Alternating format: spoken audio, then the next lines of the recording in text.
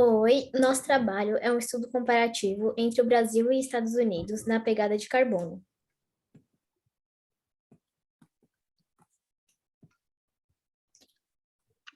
É, quanto CO2 emite uma pessoa média? Os números anuais de emissões são frequentemente usados para comparar a contribuição dos países para a mudança climática, mas essa métrica geralmente reflete diferenças no tamanho da população em todo o mundo. Para entender a pegada da pessoa média em um determinado país, esse gráfico mostra as emissões per capita. Aí, como a gente pode ver ali no gráfico, os Estados Unidos teve um número mais alto, né, no decorrer dos anos. Pode passar. Sobre as emissões anuais, alguns pontos a ter em mente ao considerar esses dados são que esses números são baseados em emissões de produção ou territoriais, ou seja, emissões da queima de combustíveis fósseis ou produção de cimento dentro das fronteiras de um país. As emissões anuais podem ser amplamente influenciadas pelo tamanho da população. Pode ir. A variação ano a ano. Um valor positivo indica que as emissões em um determinado ano foram maiores do que a do ano anterior, e um valor negativo indica que as emissões foram menores do que o ano anterior. As mudanças de ano para ano nas emissões podem variar muito, e isso pode criar uma série temporal particularmente ruidosa. Pode ir. O cumulativo quanto CO2 produzido até hoje. Quando olhamos apenas para as emissões produzidas hoje, deixamos de reconhecer a responsabilidade histórica pelas emissões das últimas décadas ou séculos. Esse gráfico interativo mostra as emissões cumulativas de CO2, a soma das emissões produzidas desde 1751 até um determinado ano. Isso nos permite entender quanto do total de emissões de CO2 até o momento foi emitido por um determinado país. Pode ir. Quanto à contabilidade baseada no consumo, como as emissões se comparam quando ajustamos o comércio. Quando os países estabelecem metas, medem ou comparam as emissões de carbono, eles tendem a se concentrar nas emissões baseadas na produção de CO2 emitido dentro das próprias fronteiras de um país. No entanto, isso não captura as emissões de bens comercializados. O CO2 emitido na produção de bens em outros lugares, que são posteriormente importados, ou o contrário, emissões de bens que são exportados, podem estimar as emissões de CO2 baseadas no consumo, corrigindo para o comércio. Pode ir. E que parcelas das emissões globais de CO2 são emitidas pelo país? O gráfico mostra as emissões anuais como porcentagem do total global em determinado ano. Pode ir. Aqui, que parcela de CO2 acumulativo global o país emitiu? Assim como acontece com as emissões anuais, a simples apresentação dos números cumulativos de CO2 pode ser difícil de contextualizar.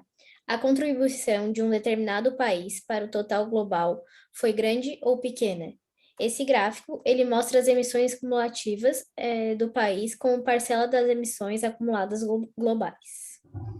Aqui, e que parcela das emissões de CO2 é produzida a partir de diferentes combustíveis? As emissões de CO2 são denominadas pela queima de combustíveis fósseis para a produção de energia e produção industrial de matérias como cimento. Aqui. E qual é a contribuição de cada fonte de combustíveis para a emissão de CO2? Esse gráfico interativo, ele mostra o detalhamento das emissões anuais de CO2 por fonte de de carvão, de petróleo, de gás, de produção de cimento ou queima de gás. Essa repartição é fortemente influenciada pelo mix de energia de um determinado país e muda à medida que um país muda ou para determinada fonte de energia. Aqui. Como estão mudando as emissões de CO2 de diferentes combustíveis? O gráfico ao lado, né? Ele permite ver a repartição das emissões de CO2 por tipo de combustível, mas torna mais difícil de ver a mudança absoluta em fontes de combustíveis específicos ao longo do tempo.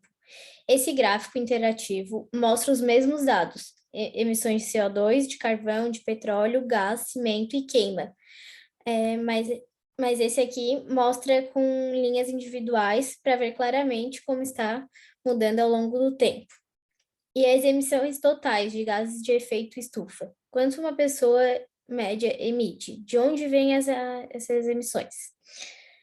Então, os gráficos ao lado, né? O gráfico ao lado se concentraram no dióxido de carbono, que é o CO2. Mas o CO2 não é o único gás do efeito estufa. Outros, incluindo metano e óxido nitroso, também tiveram um impacto significativo no aquecimento global até hoje.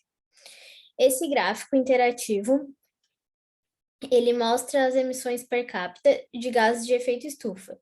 Isso é medido com a soma de todos os gases de efeito estufa e dado por uma métrica chamada equivalência de dióxido de carbono. Os equivalentes de dióxido de carbono tentam corrigir o fato de que uma unidade, por exemplo, uma tonelada, de um determinado gás não tem o mesmo impacto no aquecimento que outra. Portanto, multiplicamos as emissões de cada gás por seu valor de potencial de aquecimento global, GWP. Isso mede a quantidade de aquecimento que uma tonelada desse gás criaria em relação a uma tonelada de CO2. Já esse outro gráfico interativo mostra de onde vêm essas emissões, a contribuição de cada setor. E o metano? Quanto a pessoa média emite? De onde vêm essas emissões?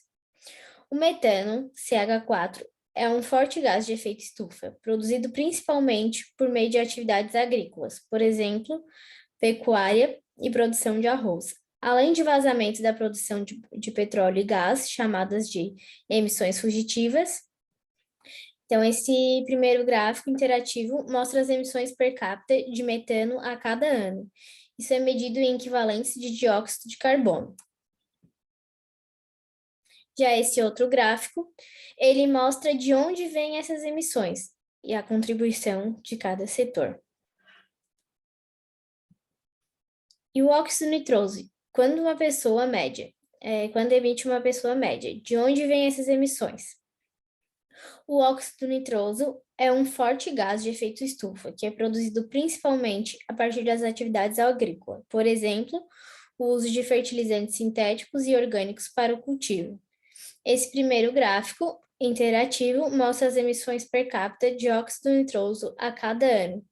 Isto é medido em equivalentes de dióxido de carbono.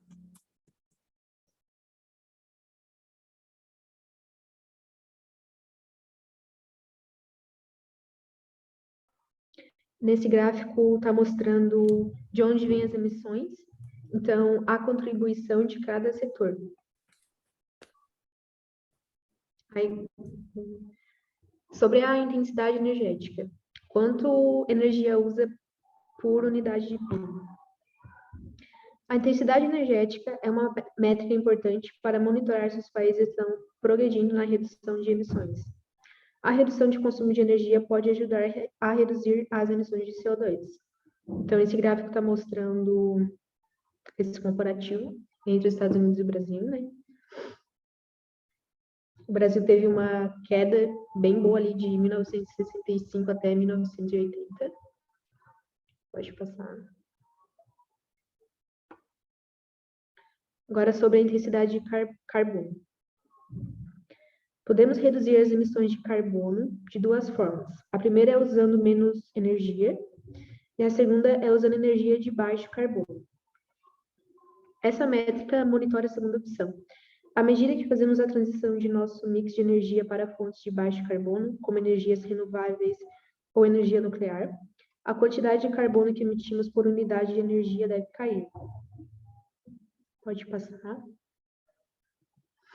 O crescimento econômico está dissociado das emissões de CO2. Para reduzir as emissões e, ao mesmo tempo, alcançar uma prosperidade crescente, temos de dissociar o crescimento econômico das emissões de carbono. Vários países conseguiram isso nos últimos anos. Esse gráfico, então, mostra se esse país conseguiu isso, mostrando a mudança no PIB per capita e nas emissões anuais de CO2 per capita ao longo do tempo. Mostramos as emissões baseadas na produção e no consumo. Isso nos permite ver se a importação da produção de outros países ou a exportação para outros países afetou essa mudança nas emissões. Então, agora falando sobre a nossa meta, o que ela tem a ver, né? E a gente achou sobre a parte da área verde. Então, proporcionar o acesso universal a espaços públicos seguros, inclusíveis, acessíveis e verdes, particularmente para as mulheres e crianças, pessoas idosas, pessoas com deficiência. E pode passar. Compensação de CO2 com áreas verdes. Então, o sequestro de carbono é o termo utilizado para indicar a exclusão de gás carbônico da atmosfera e transformar em oxigênio. Essa técnica é feita de forma espontânea pelos oceanos, florestas e solos. O carbono é retirado do meio ambiente, fixado na biomassa da planta. As florestas sequestram o alimento apenas na fase do crescimento das árvores. Apesar das florestas nativas terem diminuído nos últimos anos, devido ao desmatamento e queimadas, elas ainda são bastante significativas. O Brasil possui um papel bem de grande importância, pois é o país com a maior biodiversidade do planeta, concentrando mais de 20% das riquezas naturais mundiais de fauna e flora. Então, tem o Instituto Brasileiro de Florestas, que é o IBF, com o objetivo de beneficiar a sociedade e o meio ambiente. Esse instituto desenvolveu o programa Plante Árvore, visando recuperar essas áreas degradadas. Esse programa consiste em doações voluntárias de mudas por pessoas ou empresas que patrocinam o reflorestamento de áreas degradadas, a fim de realizar a compensação do CO2 na atmosfera. Então, é um programa bem legal brasileiro. Seria isso a nossa apresentação. Muito obrigado.